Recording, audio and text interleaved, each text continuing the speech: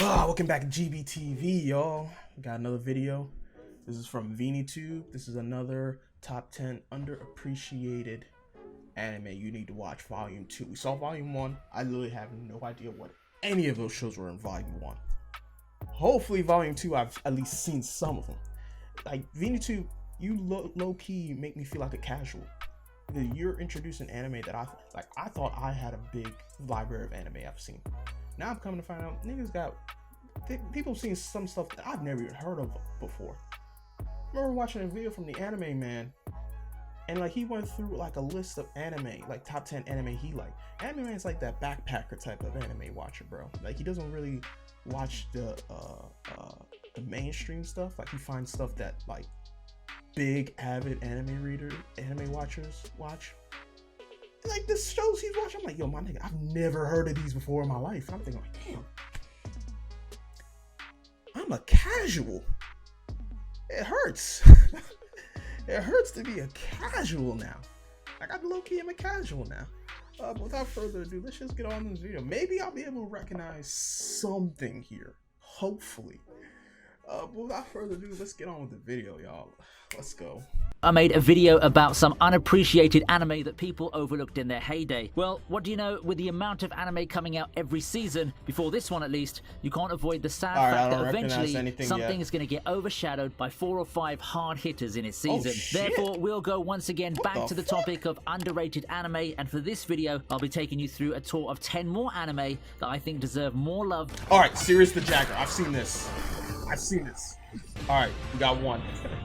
I've already watched Sirius Coming from the well-renowned PA Works, known for their slice-of-life dramas, is a vampire series. Really? Something's wrong there, isn't it? This doesn't look like a coming-of-age story or a drama set in rural Japan. PA Works does manage to pull out a surprise or two now and again, and I personally think that Sirius the Jaeger is one of them. It tells the story of 1930s Japan, where vampires have appeared. Facing against them are the Jaegers, a group of vampire hunters that includes our protagonist, Yuli. However, the fight between the Jaegers and the vampires is not what it seems. Beneath the surface, the two factions are actually fighting over the Ark of Sirius, a powerful artifact that could change the fate of the world. I wouldn't say that Sirius the Jaeger is something really high up the PA Works totem pole, given the studio's resume and how admittedly saturated the vampire genre has become over the years. But the story wasn't anything. I still think that this show deserves a little bit more love. It has good action, a nice premise, and some really top-class visuals that capture the setting so well. I didn't expect PA Works to come up with an action thriller in the first place, and I'm pleasantly surprised at how it turned out given my expectations.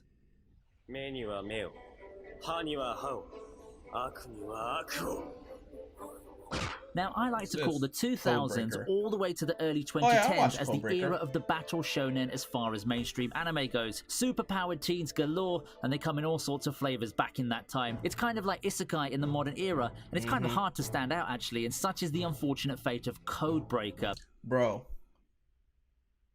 the isekai market is oversaturated. Like battle shonen, there was a lot, yeah.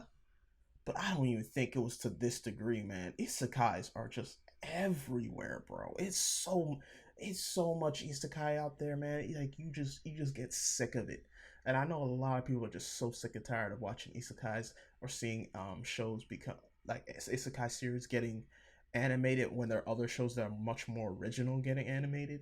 I can completely understand that because the isekai genre is just so oversaturated. It's like in the manga world too, man. It's just ridiculous how many you see. Like some of them are just so bad you watch it just to see how bad it is now, and some of them are so copy and paste, man. Isekai.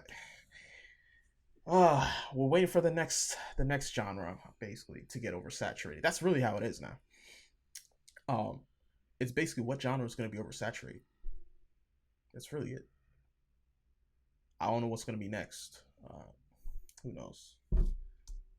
For me, one of the last notable ones riding on the ever-fading momentum of the big three as battle shonen began the transition into the new stars is Codebreaker. I mean, it's not that popular, and that's why it ended up on this list in the first place. I mean, it's not that bad a show. I think that Codebreaker does have the unique gimmick of being a battle shonen that explores the idea of good and evil instead of focusing on friendship or growing up. Just what is good and what is evil? What is justice? Those are questions that the series set out to answer with its two main characters who have an interest. The thing about Codebreaker is I only watched like, I forgot how many episodes I watched.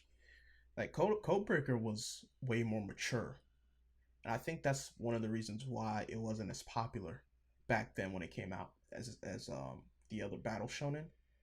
It's because it went for more of a gray area a lot of the times instead of what battle shonen is, where they're just like, you can tell a lot of battle shonen were a lot of battle shonen were definitely way more like good and evil types. I mean, yeah, and they're more kid centric. They were more simplistic. Codebreaker tried to make it more complex, more mature, and it hurt the series' popularity because of that. Most people that watch Battle Shonen just want something simple and easy to relate to.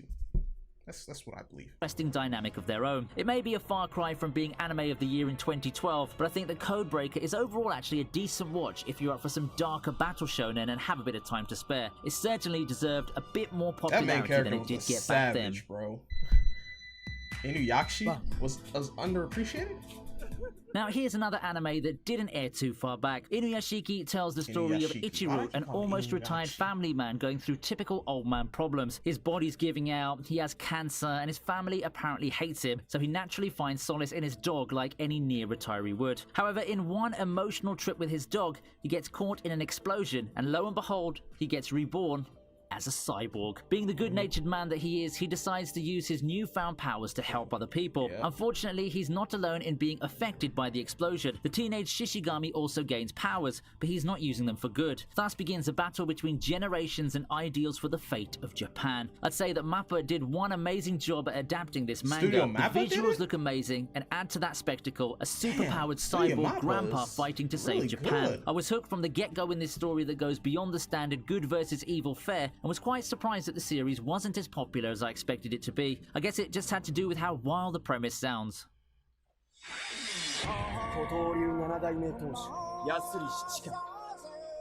We've got Katana Gatari at number 7. Seeing the Gatari at the end of the title and the name of the author, I won't blame you if you mistake Katana Gatari as another entry in the storied Monogatari franchise. I thought so when I was about to get into the show as well. Now, while the two series have similarities, being from the same writer and all, I think that Katana Gatari stands out as its own thing altogether. This is mostly helped by the art style, which is unlike most of the things we see in modern anime. The characters stand out flamboyantly against the signature backgrounds that the show employs. It seems that Nishio Isin also has an affinity for good dialogue in Monogatari, and it shows as early as this series. While I know a lot of you would have preferred more action in a story about, swords, I guess it all worked out in the end. Katana Gatari really stands out for how niche it does seem at times. While by no means an unpopular series, I do think that this is one of those animes that deserves just a little bit more love. It's not a long series, so it shouldn't be a time sink that would deter a lot of watchers. Plus, it's just a testament to the greatness of the author known as Nishio Isin. My nigga! Beelzebub? I mentioned that the 2000s... Yes, bro. Beelzebub was... Beelzebub was the first anime I watched in a long time that just made me laugh out loud. Like, I was crying every time I watched Beelzebub because it was just absolutely ridiculous. I loved Beelzebub, and what hurt the most is when the manga got canceled. That hurt. It hurt so bad because you could tell that they had to rush it, man. Like, man, I really wish Beelzebub could come back. They could revive Beelzebub. Beelzebub was definitely one of the most underrated shonens out there, man. It was so great. It was great, man. So the early 2010s can be considered a heyday for shonen series, and that it's so easy to get lost in the shuffle. Another one of those that got lost in the shuffle is Beelzebub. Combining action and a lot of comedy, it tells the story of Tatsumi Oga, the king of the toughest school of delinquents. Of course, things don't go easy for someone who just found the future lord of the underworld. Joining the fray is the underworld's super competent maid, and the peerless Ogre might have found his match. He may be the king of the delinquents, but how will he fare in dealing with the prospect of fatherhood? Non-stop laughs await in this comedy anime. The plot does turn serious a couple of times, but make no mistake, this is purely shonen comedy. Not quite in the veins of Gintama, but you get the point, don't you? If you're up for some crazy fun, it's time to put this anime on your to-watch list. Now, before we move on, some of you guys might have a very important question in your minds. You might be saying to yourself, hey, these shows are awesome and all, but I can't watch them legally.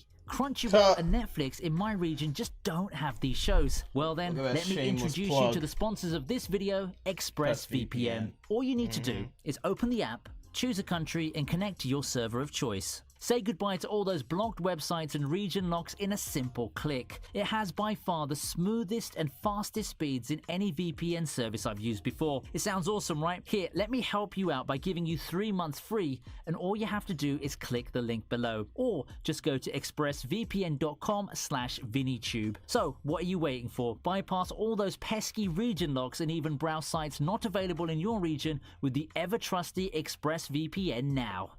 Right. Let's get back to the show.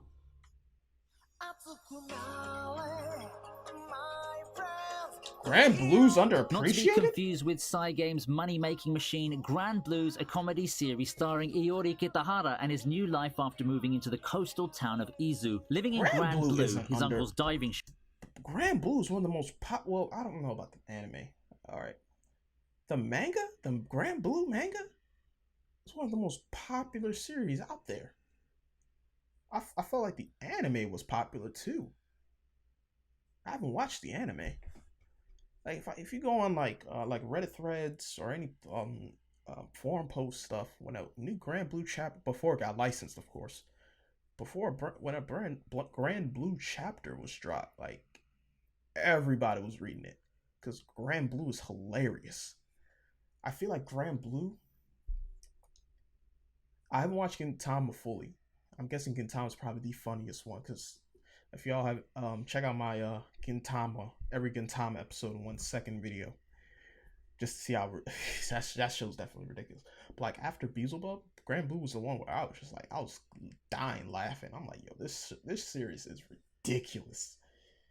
I don't think it's underappreciated in my eyes. He finds out the unfortunate fact that the shop is in fact being used as a base of operations by the local diving club, which is composed of partying drunkards. Making matters worse is his female cousin catching him in an embarrassing party situation. Welcome to the crazy life in Izu, Iori. Better strap down and brace yourself. In my opinion, Grand Blue differentiates itself from most of its peers in the genre by featuring college students. College is generally the time of discovery where people go hard either in partying, studying, or other ways. I think that Grand Blue did a good job presenting the fact of college being both a carefree time and a time where people venture out and start learning the realities of life. With its shenanigans, it's not too hard to spend your time laughing yourself dry while watching this series. I do recall some people talking about Grand Blue when it aired some 2 years ago, but if you're in the same season as an Attack on Titan season and an Overlord season, it kind of gets hard to stand out.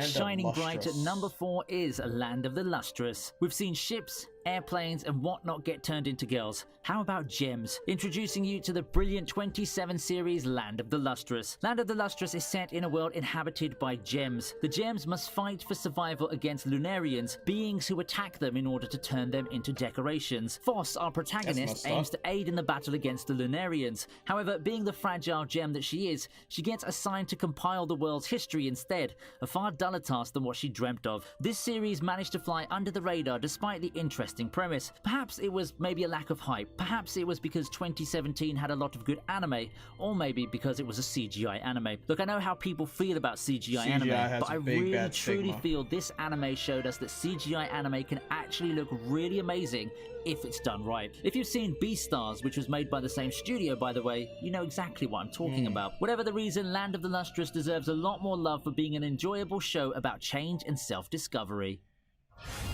Interesting. King's Avatar. This is a Chinese about something anime, esports so related for our third why place entry? Let me introduce to you King's Avatar. It's easy to see why King's Avatar can be considered an underappreciated show. First of all, by the time it came out, gaming shows have become commonplace. It feels it's kind of harder to stand out now as an up-and-comer in the genre. The second thing is, it's a Chinese anime, and I can't help but think that it's partially why it didn't get that much traction with the more casual side of the fan base. Now that's a shame as well, because I think that King's Avatar is an anime that separates itself from the lot lot by being character focused. We're all too used to the million people getting trapped in video game shows or them playing casual adventures with friends, such as the case of Netoge no Yome or Bofuri, which I consider premise-centric. In King's Avatar, the characters, specifically our protagonist Yu Shu, are the centerpiece, and they undergo similar changes as the characters we've grown to love, but on slightly different beats. Let me make it clear that this is not completely an esports anime. However, it does tell a good story about our main character, a powerful glory player forced into retirement through politics to genuinely growing and loving the game once more. If you have the time and are up for some gaming anime, you should definitely give this one a shot. This one was definitely good. Ajin. Next up is one of the great thrillers at the midpoint of the decade, Arjin. Years past, the titular Arjin or demi-humans appeared. Carrying the ability to suffer fatal injuries and not die, they're considered a huge boon for research all over the world. Now, what happens when those monsters strike back? That's the basic premise of this thriller starring Kei Nagai, who finds his world turned upside down the moment he awakens as an Arjin. Forget friendships. When your bounty is high, there are no such thing as friends, except for his delinquent friend. On the run, Kei looks to find the society of Arjin. However, the survivors that form this group don't take too kindly to humans. Now, when I first read the premise, I somehow got reminded of Tokyo Ghoul or Parasite. All in all, Arjin goes in a pretty different direction, but it's nonetheless a good watching experience. It does raise some questions about what constitutes a human and does feature one of the better villains off the top of my head. The CG might take a while to get used to, but don't let that stop you from watching this interesting series. Yeah. So tonight Gankutsu. a song to all my friends. Classic literature and anime is a combination that has delivered, to use a mixed bag. Grabbing the top spot on our list is Gankutsuo. Given its legacy, I'm not surprised that the Count of Monte Cristo got the anime treatment. What I didn't expect to see was how underrated it is for something that's so good. Must be the age, since this is a 2004 series. It's either that or something along the lines of classic literature anime just not being popular enough. Either way, Gankutsuo is the reimagining of the Count of Monte Cristo. Now, a lot of you who've taken your literature class probably know of Edmond Dante's quest for revenge, but in Gankutsuo, his tale gets remade to include some sci-fi elements. It's a creative adaptation through and through, yet the story still sticks and carries itself really nicely with its thought-provoking narrative and great characters. That's not even getting to the unique and charming art style that the series employs. The opinion on the art is divided, but I think it helps add to the classic flair that the series is going for. Gonzo came away with a winner of a mid-2000s series. And that just about wraps it up for this list. 10 more underappreciated anime for you. With so many more anime on my mind, who knows? Maybe we can get a third volume of this list. If this video gets 15,000 likes, then I'll definitely consider making one. Shout out to ViniTube for the video. That was top 10 underappreciated anime that you need to take a look at. Alright, I'm not much filthy casual as I anticipated because I knew a lot of these. Some of them I've never heard of, like that Katagiri and the Gankutsuo. I can see why that one did not get any attention at all, mainly because it doesn't really focus on action, I don't know if it focuses on romance, but it looks like it's more of a thought-provoking slow burn type of show. And with how many animes out there today, it's going to be very hard for you to get people to be interested in that, especially casual fans. They're not going to take any interest in that. They're going to want something that's simple, very easy to watch, has a lot of action in most cases. So yeah, some of these look pretty interesting. Some of them, like I said, y'all, Beelzebub, definitely, I feel like Beelzebub should have been number one. That's just my opinion. Beelzebub should have been number one. Alright, but that was all for today, y'all. Thanks for watching. This is GBTV. Alright, y'all take it easy out there. Peace out.